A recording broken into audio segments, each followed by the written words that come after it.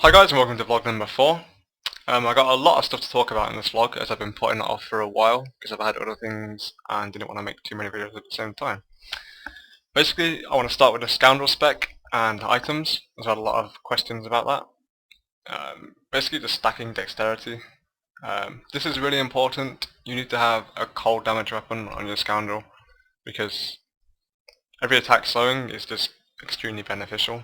Even if it's only 500 DPS like this bow, his damage is really not a lot anyway, so I mean it's, it doesn't really matter.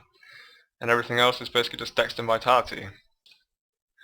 Going on from that, I use crippling shot because it's 60% slow combined with frost damage. It's pretty good, and that's really useless because he doesn't do any damage to do weapon damage anyway. Vanish can be useful, but blind is extremely more useful. A 3-second blind on like invulnerable minions or something like that can just interrupt a good animation is really useful. Powered shot, a lot of people discuss this and have different opinions.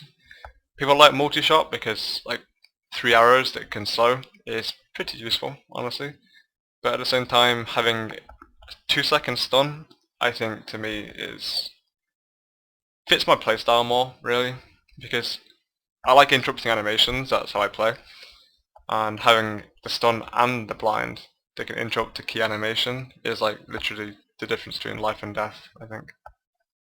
And then you have, that's terrible, let's not even talk about that. So obviously Hysteria is obviously better here because your initial sharpshooter chain of damage is going to have 10% increased damage, which is just a massive DPS increase. It's a lot more than 3% crit would ever give you. And that's it for the Scoundrel really. It's really not that hard to set up. You can play around with it as much as you want. But I think overall this is probably the best spec, but you can choose between multi-shot and powered shot. The second question I've got a lot is where my crossbow dropped, and that was in Act 3 mobs in Heart of the Sin. No, I didn't buy this crossbow, which was pretty lucky I didn't buy it because it's, as far as I know, it's kind of expensive because of massive dexterity and a socket.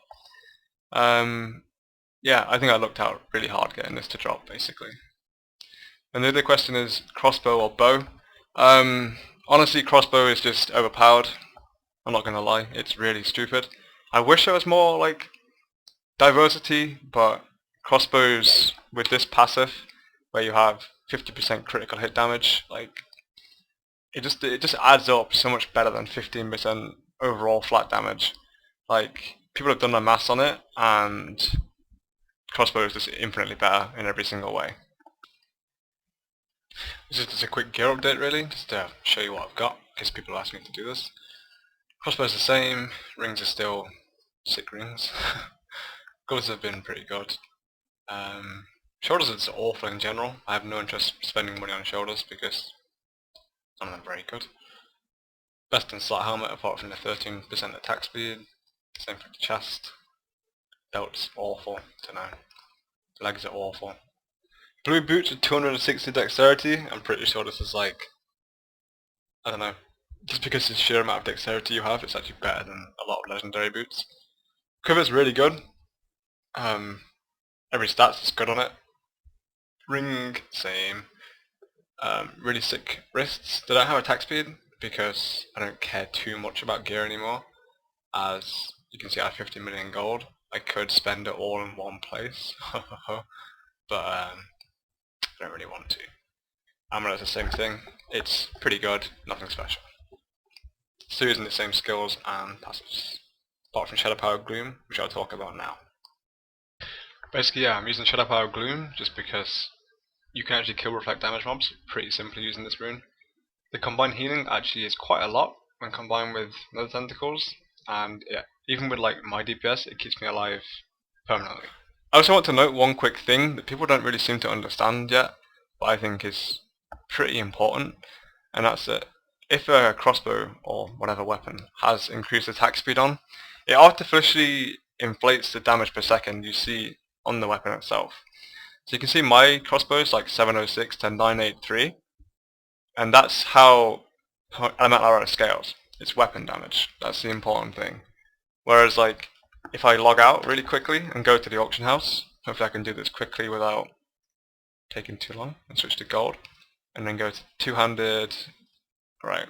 It's fine. Here, like for example, obviously that's a 1500 DPS weapon, which is a big deal, but it's artificially inflated by quite a lot because 24 attack speed, like, it still has a lot of damage because obviously it's a really good weapon, but it's things like, this is a 1300 DPS weapon, but the weapon damage is not actually that much higher than my weapon damage, just because of how inflated it is by the attack speed. I think this is really key to note because a lot of people don't seem to understand how it works, and it can actually screw you over pretty bad. Like, look at this weapon. I mean, it's barely better than mine, but it's 1300 DPS.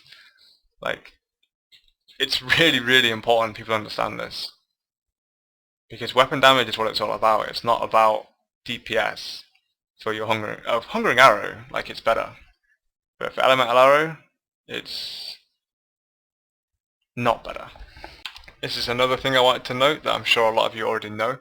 However, it's pretty important to make sure everybody knows about this. Basically, if the item says attack speed increased, it's not bugged. Whereas if it's like this one and says increases attack speed, it means it's bugged. So my items, for example, are both bugged because I didn't know about this when I bought them. But it basically makes Bojanglers still look really, really, really good boots, presuming you get one that aren't bugged.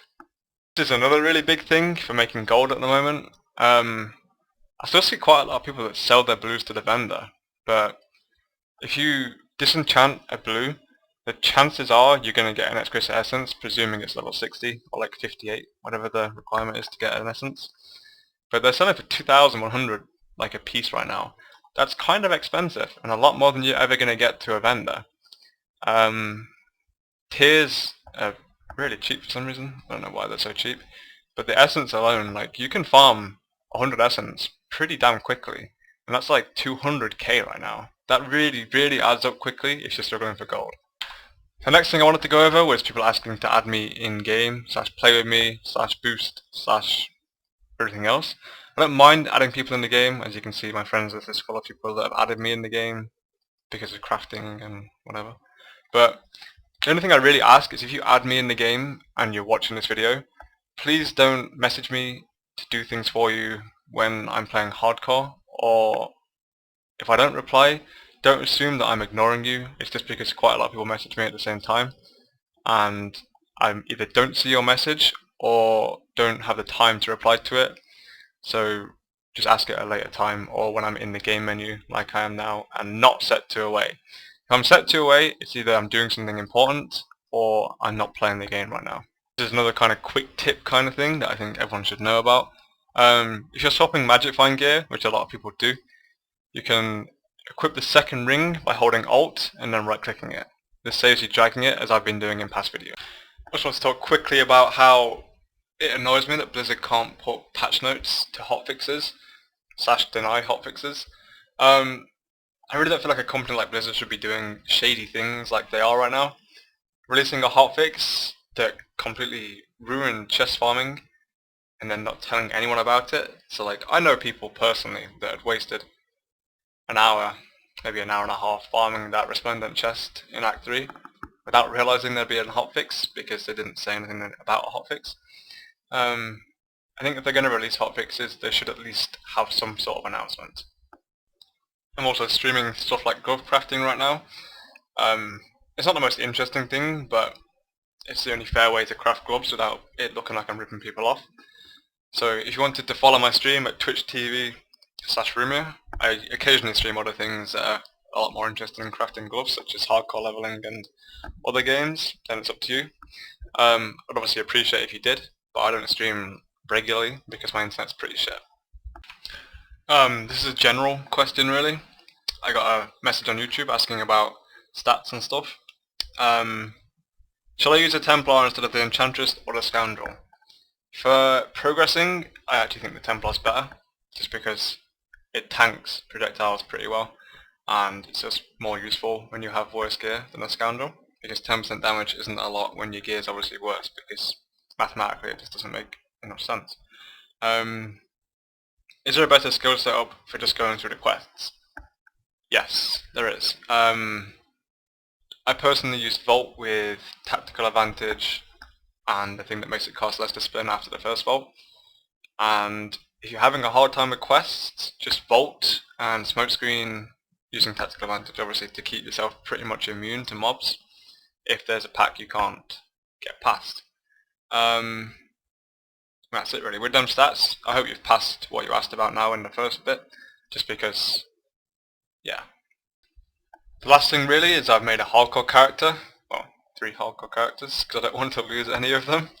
I'm going to be putting videos up once I get probably to hell, maybe, of just things my hardcore character's doing in hell, like boss kills and things, because I don't want to die and not record it. So,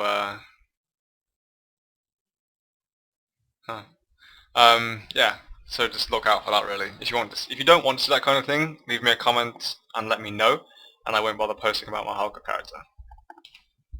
These last 2 things aren't really Diablo related at all, so if you want to close the video, please do it now. I hit 1,000 subscribers yesterday night, I think, or this morning, which is really good. I'm really happy that people are liking my content and just general stuff I put out. I like to put videos out that I just find having fun making, such as the hardcore death video I put out last night. It doesn't have a lot of content, and neither did the sleepy look at the auction house video. People need to understand that these aren't main videos, as I want to call it. I try and release a main video that actually has some sort of context every couple of days. These are just videos that fill time in between, and things I just like to make in general, really. The second thing is I'm starting to think about making a series involved with my mother, trying to teach her either Diablo, which probably won't be as interesting, or trying to teach her to play StarCraft 2. I have a video of her playing Street Fighter on my channel, which I'll put like a link to above this now. And if you think this is a good idea, please let me know, because it's something I'd actually find quite amusing to do, and my relationship with my mother is really good, so I have a camera to record it with and stuff, so I'd have real life shots of her learning as well as in-game footage. People that have actually listened this far past the Diablo stuff are the people that actually care about commenting on this, because you're the people that actually matter to me, kind of thing, because you actually care about my content rather than just learning about how to play Diablo. So please leave me a comment if that's something that might interest you, and thanks for watching.